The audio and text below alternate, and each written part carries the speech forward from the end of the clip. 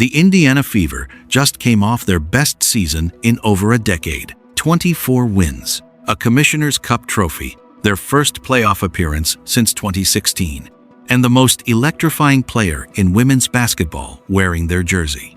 You'd think this franchise would be laser-focused on taking the next step.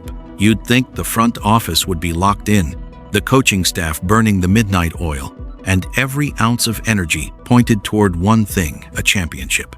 But instead of making headlines for blockbuster signings and bold off-season moves, the Fever are making headlines for something nobody expected.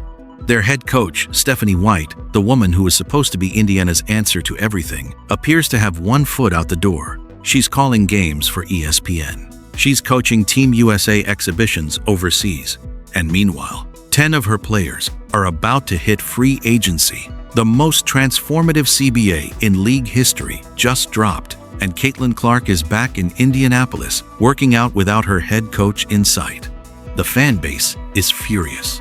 The roster is in limbo, and the clock is ticking on the most important offseason this franchise has ever faced. So, what the hell is going on in Indiana? To understand why this offseason matters so much, you need to understand what happened last year. Because what the Indiana Fever pulled off in 2025 wasn't just good, it was historic. Stephanie White walked into a franchise that had been Don't forget to subscribe and turn on the notification bell so you never miss a video. Irrelevant for nearly a decade and turned the entire thing around in one season. She came over from the Connecticut Sun, replaced Christy Sides, and immediately installed a system that fit her roster. The results were undeniable. A 24-20 record. The most regular season wins in franchise history. A Commissioner's Cup championship in July that had the entire league paying attention. And a playoff run that ended in the semifinals, further than anyone outside of Indiana expected them to go. And here's the part that makes it even more impressive. She did all of that without Caitlin Clark for most of the season. The two-time All-Star was limited to just 13 games due to multiple soft tissue injuries. 13 out of 44. That means White had to coach around the absence of the most marketable player in women's basketball and still find a way to win. And she did. Kelsey Mitchell stepped up in a massive way. She averaged a career-high 20.2 points per game on 45.6% shooting. She carried the offense. She hit clutch shots. She finished 5th in MVP voting. Aliyah Boston held the defense together. The supporting cast did enough to keep the ship afloat, and when Clark did play, even in limited minutes, the offense looked like it had another gear entirely. But the ending stung. That semifinal series against the Aces went the distance. Game 5 went to overtime. Mitchell fouled out trying to will the team across the finish line on a bad ankle. Clark was visibly gassed. The roster's depth issues were on full display when it mattered most. It was the kind of loss that doesn't just end your season, it keeps you up at night for months. And that's exactly why this offseason was supposed to be different. That loss exposed the gaps. It showed everyone exactly what the Fever need to compete for a title. The blueprint was right there on the table. All they had to do was execute. But instead of sprinting toward solutions, the woman in charge of the operation was about to make a decision that left the entire fan base scratching their heads. So here's where things start to get messy. While every other coach in the league was locked into free agency prep, film sessions, and roster construction meetings, Stephanie White was in South Carolina, not recruiting, not scouting, calling basketball games on television. Scott Agnes, the Fever beat reporter, broke the story and didn't hold back on the optics. White had signed on as an ESPN analyst for the Women's NCAA Tournament, covering first and second round games at Colonial Life Arena. She was calling matchups like South Carolina versus Southern and USC versus Clemson. Prestigious? Sure. Great for her personal brand? Absolutely. But the timing couldn't have been worse. And it wasn't just the broadcasting gig. White was also serving as an assistant coach for USA Basketball under head coach Kara Lawson. That meant national team practices, exhibition games, travel across multiple cities, and film sessions with players who aren't even on the Fever roster. She helped lead Team USA to a perfect 5-0 record during the FIBA World Cup qualifiers, which looked great on paper. But back in Indianapolis, fans weren't celebrating. They were fuming. Social media lit up almost immediately. Comments ranged from confused to outright hostile. Some fans called for her to be fired on the spot. Others questioned whether she ever intended to stay long-term. The Fever's official accounts stayed silent. No statement from the front office, no explanation from White herself, just dead air, while the controversy snowballed. And here's what made it sting even more. This wasn't some random mid-tier coach dabbling in side projects. This was the woman the franchise handpicked to lead them into their most promising era in over a decade. She was supposed to be the Indiana lifer, the one who would pour everything into this roster and this city. Instead, fans were watching her build her broadcasting resume and her national team credentials, while the team that's actually paying her sat in limbo. Now, to be fair, some supporters pushed back. They argued that White's USA basketball experience and her ESPN work made her a more well-rounded coach, that the connections she was building would benefit Indiana down the line. And maybe there's some truth to that. But the majority of the fan base wasn't buying it. Not during the most critical roster-building window the franchise had faced in years. And what was happening behind the scenes only made things more urgent.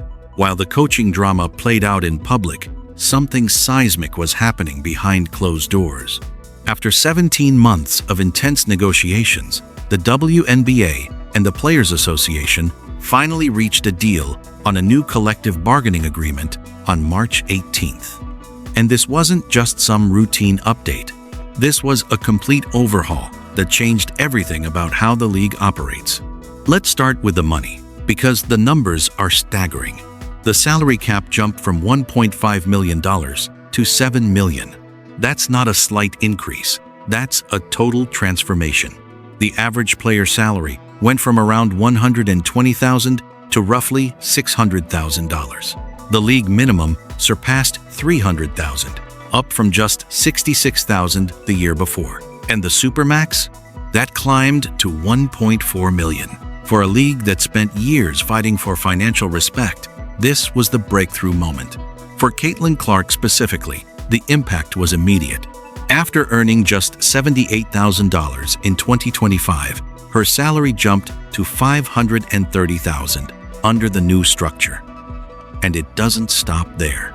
Performance incentives could push her earnings to $1.3 million by 2027, with a potential Supermax extension worth $1.7 million in 2028.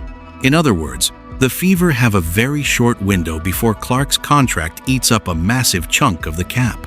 But the CBA didn't just change salaries. It changed the entire competitive landscape. 2 new expansion teams are joining the league in 2026, the Portland Fire and the Toronto Tempo. And they won't be the last.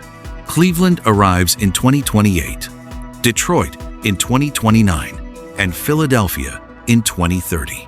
Pushing the league to 18 teams. That means expansion drafts, roster protection decisions, and a completely reshaped free agency market. Here's the kicker. The business that would normally unfold over several months now had to be compressed into just a few weeks. Free agency, expansion draft prep, contract negotiations, roster construction, all of it happening at warp speed. Every front office in the league was scrambling to adjust. Every coaching staff was pulling all-nighters to figure out how the new numbers changed their plans. Every coaching staff, that is, except apparently Indiana's. Because while the rest of the league was recalculating and repositioning, the Fever's head coach was sitting behind a broadcast desk 400 miles away. And the roster situation waiting for her back home? It was nothing short of a crisis. Here's where things really start to feel alarming. When you pull up the Indiana Fever's roster, heading into 2026 free agency, there are exactly 3 players under contract. 3. Caitlin Clark, Aliyah Boston, and rookie Michaela Timpson. That's it. Everyone else? Gone, unless the front office moves fast. 10 players hit the open market, and these aren't bench pieces. We're talking about Kelsey Mitchell, the woman who carried the franchise on her back while Clark was sidelined, Natasha Howard, Sophie Cunningham, Lexi Hull, Brianna Turner, Damiris Dantas, Addie McDonald, Sydney Colson. The entire identity of last year's team was about to evaporate overnight if the right decisions weren't made in a very tight window. The Mitchell situation had fans especially on edge. She just dropped a career-best season, finished 5th in MVP voting, and proved she could be the second star next to Clark. Losing her would be devastating. And then eagle-eyed fans noticed something that sent the panic into overdrive. The Fever's official off-season graphic didn't include Mitchell. Her name was missing. Her face was nowhere to be found. The internet did what the internet does, and within hours, the speculation was everywhere. Was she gone? Was there a rift? Had negotiations broken down? GM Amber Cox eventually stepped in and tried to calm the storm. She publicly stated that re-signing Mitchell was the priority. But words without action don't mean much when every other team in the league is circling your best free agent with bigger offers and fresh cap space. And then there's the expansion draft wrinkle. With Portland and Toronto entering the league, existing teams can only protect 5 players. 5. That means the Fever have to decide who's untouchable and who gets exposed. And if a key role player gets snatched by an expansion team, that's a hole in the roster that might not get filled in time. Think about the math for a second. 3 players locked in, 10 in free agency, only 5 protection slots, a brand new salary cap structure that every team is still figuring out, and a compressed timeline that leaves 0 room for hesitation. This is the kind of offseason that demands every single person in the organization working around the clock. And yet, the one person whose vision is supposed to guide every decision was somewhere else entirely. But the roster wasn't even the scariest part of this puzzle. If the roster uncertainty wasn't enough to keep Fever fans up at night, this next part definitely did the trick. Aliyah Boston, one of the 3 players actually under contract, might not even be healthy when the season starts, and the details around her injury have been frustratingly vague. It started during the unrivaled season. Boston had been absolutely dominant. She was averaging 18.9 points per game, pulling down 9.7 rebounds, and swatting away a league-leading 2.1 blocks per contest. She earned Defensive Player of the Year honors and was looking like a player ready to take a massive leap in 2026. Everything was trending in the right direction. Then, on February 27th, during her final regular season game against Rose, BC, something went wrong. Boston went down with what was described only as a right lower extremity injury. No specifics. No timeline, just a vague label and a whole lot of worry. She was ruled out for the remainder of the unrivaled playoffs. Then, she was ruled out of the FIBA World Cup qualifiers with Team USA. The Fever released a short statement saying she'd return to Indianapolis for further evaluation with additional updates to follow. Those additional updates never really came. And that silence is what made fans so uneasy. When a franchise is transparent about injuries, it usually means they're manageable. When they go quiet, it often means the news isn't good. Now, nobody's saying Boston's career is in jeopardy, but even missing the first few weeks of the season could have serious consequences for a team that's already rebuilding its roster from scratch. Remember, the Fever went through an injury nightmare in 2025. Clark missed most of the year. Cunningham dealt with setbacks. Colson, McDonald, and others spent time on the sideline. The franchise knows better than anyone what happens when key players aren't available. And the thought of starting 2026 without their starting center healthy is the kind of scenario that keeps front offices up at 3 in the morning. If Boston misses significant time, the pressure on Clark becomes enormous. She'd have to carry the scoring load, the playmaking burden, and the leadership responsibilities, all at once in just her third professional season. That's a lot to ask of anyone, even someone as talented as her. And speaking of Clark, her story heading into 2026 might be the most fascinating chapter of all. After a 2025 season that was defined more by what could have been than what actually was, Caitlin Clark is finally healthy. And if you watched her at the FIBA World Cup qualifiers, you already know she looked like a completely different player. Not different in a bad way, different in the way that makes opposing coaches lose sleep. She averaged 11.6 points and 6.4 assists across the tournament, leading the competition in assists and controlling the pace of every game she played in. Team USA went 5-0, and Clark was named Tournament MVP. Her decision-making was sharper, her movement off the ball was more refined, and her confidence, which never really wavered even during the injury struggles, looked like it had reached another level entirely. Now she's heading back to Indianapolis with a clean bill of health and a chip on her shoulder the size of Gainbridge Fieldhouse. In 2025, she only played 13 games. She averaged 16.5 points, 8.8 assists, 5 rebounds, and 1.6 steals in limited action. But her shooting percentages dipped 36.7% from the field and 27.9% from three. That's what happens when soft tissue injuries disrupt your rhythm and you're constantly trying to play through pain. A fully healthy Clark in 2026 is a completely different proposition. Historically, year 3 is when generational talents make the jump from star to superstar. They've adjusted to the speed of the professional game. They've studied enough film to know every defensive scheme they'll face. Their bodies have matured, and their understanding of how to dominate within a system reaches a new peak. If Clark follows that trajectory, the Fever won't just be a playoff team. They'll be a legitimate title contender.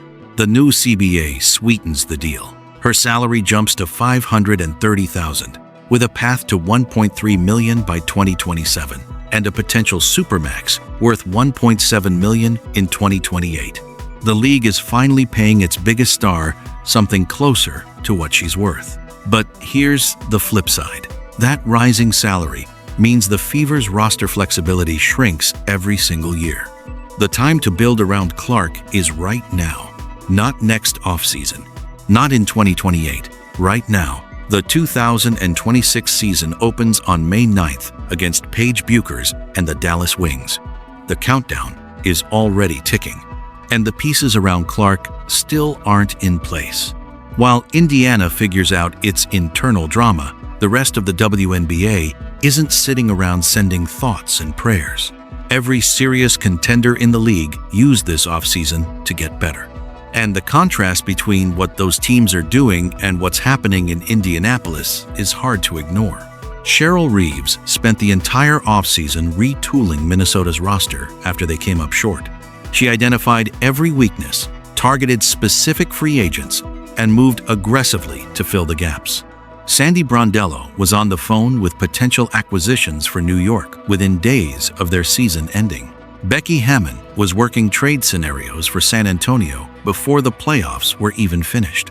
These are coaches who treat the offseason like it's the most important part of the year, because, frankly, it is.